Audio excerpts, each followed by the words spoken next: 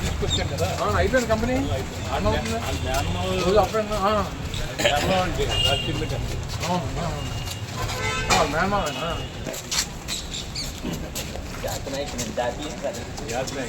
అంతేనే.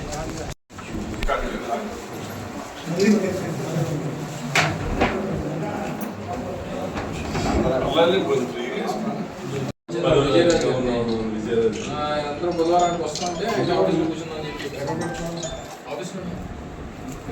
ఆఫీస్లో పెడిస్తే ఉదయం పెళ్లి చూసుకుని వచ్చి మధ్యాహ్నం డీసీపీ తిరుపూర్ పోస్టింగ్ తీసేయండి.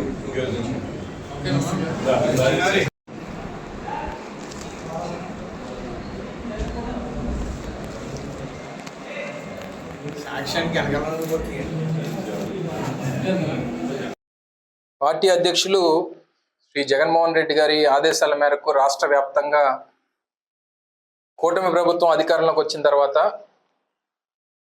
2 సంవత్సరాలు పూర్తి చేసుకున్నటువంటి సందర్భంలో 2024 ఎన్నికల్లో పార్టీ అధికారంలోకి రావడానికి వారి ఇచ్చినటువంటి సూపర్ 6 హామీలు వివిధ వర్గాల్ని ఆకర్షించి మోసం చేసి ప్రజల్ని మభ్యపెట్టి అధికారంలోకి వచ్చినటువంటి కూటమి ప్రభుత్వాన్ని నిలదీస్తూ మొన్న 4వ తారీఖు నుంచి రేపు 12వ తారీఖు వరకు పెద్ద ఎత్తున కార్యక్రమాలు రాష్ట్ర వ్యాప్తంగా నిర్వహించాలని చెప్పి పార్టీ అధ్యక్షులు జగన్మోహన్ రెడ్డి గారు దిశానిర్దేశం చేయడం, అందులో భాగంగా నిన్న 4, 5 తారీఖుల్లో రాష్ట్ర వ్యాప్తంగా అన్ని మండల కేంద్రాల్లో కూడా పెద్ద ఎత్తున వెన్నుపోటుకి 2 ఏళ్ళు పేరిట పెద్ద ఎత్తున నిరసన కార్యక్రమాలు నిర్వహించడం, అలాగే రేపు 8, 9 తారీఖుల్లో రాష్ట్ర వ్యాప్తంగా టౌన్ హాల్ మీటింగ్స్ని కూడా అన్ని నియోజకవర్గాల్లో 175 నియోజకవర్గాల్లో కూడా టౌన్ హాల్ మీటింగ్స్ కూడా నిర్వహించమని చెప్పి, ఈ టౌన్ హాల్ మీటింగ్స్లో రైతు, మహిళ, యువత వీరందరినీ కూడా వాటిలో భాగస్వాములు చేసి వారికి జరిగినటువంటి అన్యాయాన్ని, చంద్రబాబు నాయుడు చేసినటువంటి మోసాన్ని ప్రజలకి మరింతగా విస్తృతంగా ప్రచారం చేయాలనేటువంటి ఉద్దేశంతో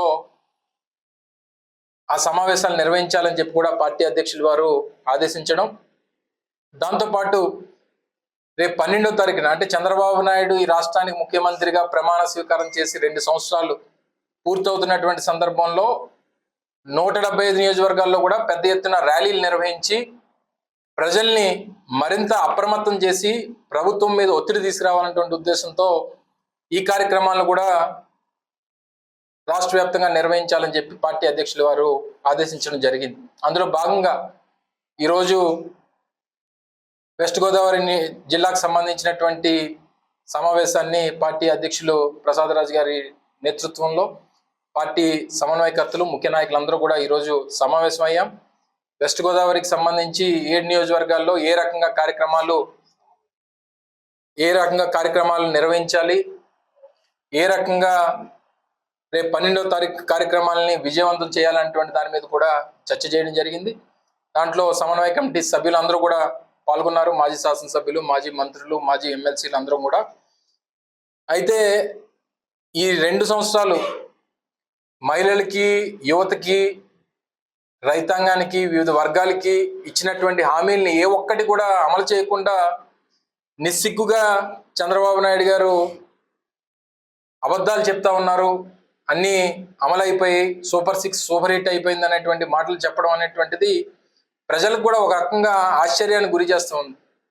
అంటే ఏ ఒక్కడు కూడా చేయనటువంటి పనులు చేసినట్టుగా కళ్ళార్పకుండా అబద్ధాలు చెప్పేటువంటి గొప్ప కళ చంద్రబాబు నాయుడుగా దేవుడు ప్రసాదించాడు. అందులో భాగంగా చెప్పినటువంటి అబద్ధాన్నే 10 సార్లు చెప్తే ప్రజలు నిజమని నమ్ముతారనేటువంటి అభిప్రాయాన్ని బలంగా నమ్మేటువంటి వ్యక్తి చంద్రబాబు నాయుడు గారు. అందులో భాగంగానే ఇప్పటికీ రాష్ట్ర వ్యాప్తంగా ఎక్కడికి వెళ్ళినా సరే సూపర్ 6 సూపర్ హిట్ అయింది, అన్ని అమలు చేస్తాం. ఏది అమలు చేశారు చెప్పమనండి? 50 సంవత్సరాలకి బీసీలకి పెన్షన్లు ఇస్తాననేటువంటి హామీ అమలు చేశారా? స్త్రీలకి 18 సంవత్సరాలు నిండితే ప్రతి ఇంట్లో ఎంతమంది ఉంటే అంతమందికి నెలకు 1500 ఇస్తానని చెప్పినటువంటి హామీని అమలు చేశాడా? నిరుద్యోగ యువతకి 3000 రూపాయలు ఇస్తానన్నటువంటి హామీని అమలు చేశారా? సంవత్సరానికి 3 సిలిండర్లు ఇస్తానన్నటువంటి హామీని అమలు చేశారా? రైతులకు ఇస్తానన్నటువంటి 20,000 రూపాయలు రైతు భరోసా కార్యక్రమాన్ని అమలు చేశారా? ఇంట్లో ఎంతమంది ఉంటే అంతమందికి అమ్మఒడి ఇస్తానని చెప్పి ఇచ్చినటువంటి కొంతమంది కూడా 7,000 రూపాయలు 8,000 రూపాయలు మాత్రమే జమ చేసి మిగిలినటువంటిది ఎగ్గొట్టేటువంటి కార్యక్రమం అమలు చేశారా? ప్రతి సంవత్సరం స్కూల్కి వెళ్తున్నటువంటి పిల్లలకి స్కూల్ బుక్స్ దగ్గర నుంచి, యూనిఫామ్ల దగ్గర నుంచి, స్కూల్ బ్యాగ్ దగ్గర నుంచి, సాక్స్లు, షూస్ అన్నీ కూడా జగన్మోహన్ రెడ్డి గారి హయాంలో ప్రతి బిడ్డకి అందేటువంటి కార్యక్రమాన్ని వారు అమలు చేస్తే ఒక సంవత్సరం ఇచ్చారు, ఈ సంవత్సరం చేతులెత్తేసేటువంటి కార్యక్రమం చేశారు. సో అన్ని వర్గాలకి అన్యాయం చేసినటువంటి ఈ ప్రభుత్వం మీద పెద్ద ఎత్తున నిరసన కార్యక్రమాలు నిర్వహించాలి, వారి మీద ఒత్తిడి తీసుకురావాలి. వచ్చేటువంటి 3 సంవత్సరాలు అయినా సరే, ఇప్పటికే 3 బడ్జెట్లు పూర్తయిపోయినాయి, వచ్చే 2 బడ్జెట్లోనన్నా కనీసం ఇస్తానన్నటువంటి హామీలు అమలు చేయాలనేటువంటి ఉద్దేశంతో వారి మీద ఒత్తిడి తీసుకురావాలని ఈ కార్యక్రమాలన్నీ కూడా రూపొందించేటువంటి పార్టీ ఈ నిర్ణయాలు తీసుకోవడం జరిగింది.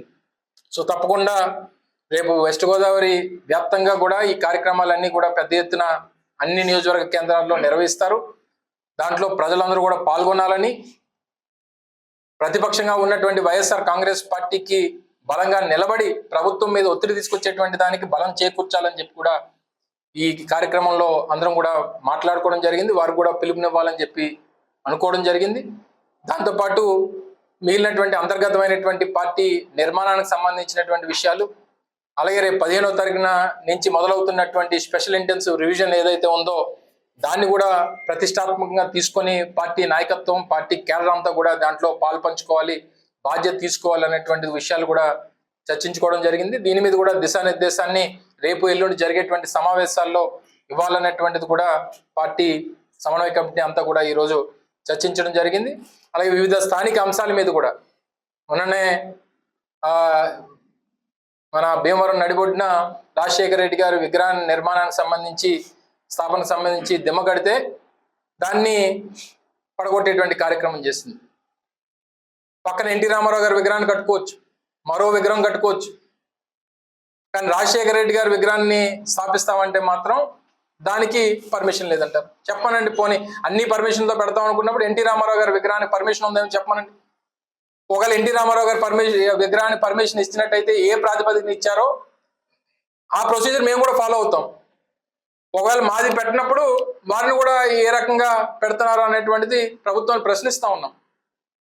అది లెట్ ఇట్ బి కలెక్టర్ అవనివ్వండి, లేకపోతే స్థానికంగా ఉన్నటువంటి స్పెషల్ ఆఫీసర్ అవనివ్వండి, లేకపోతే స్థానిక ప్రజాప్రతినిధులు అవనివ్వండి, ఏ ప్రాతిపదికన మీరు ఆ విగ్రహానికి పర్మిషన్ ఇచ్చారు, ఈ విగ్రహాన్ని దీనికి సంబంధించినటువంటి దిమ్మ కడితే దీన్ని ఎందుకు పడగొట్టారు?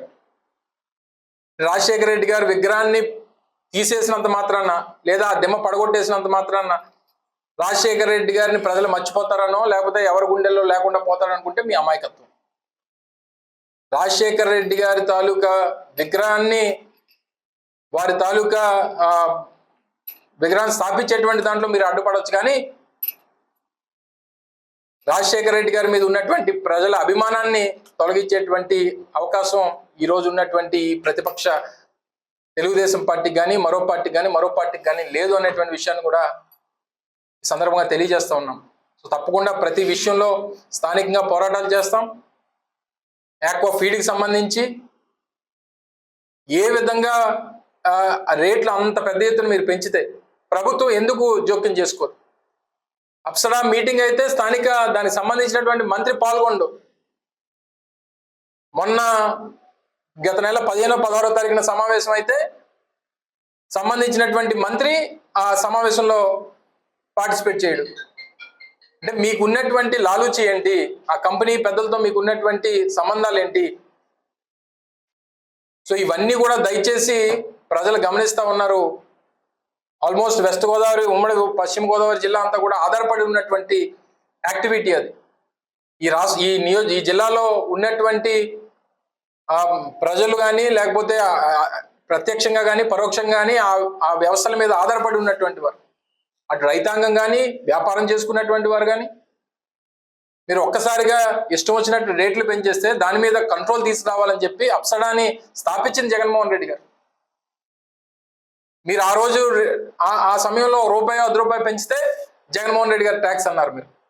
మరి ఇప్పుడు ఎవరు ట్యాక్స్? 10 రూపాయలు పెంచితే లోకేష్ ట్యాక్సా, చంద్రబాబు నాయుడు ట్యాక్సా? ఎవరు దీంట్లో ఉన్నటువంటి బ్యాక్గ్రౌండ్ అంతా ఎవరు? మీకు కావాల్సినటువంటి వ్యక్తులు కదా. సో ఇవన్నీ కూడా వీటి మీద కూడా ప్రభుత్వాన్ని ప్రశ్నించేటువంటి బాధ్యత వైఎస్ఆర్ కాంగ్రెస్ పార్టీ తీసుకుంటుంది.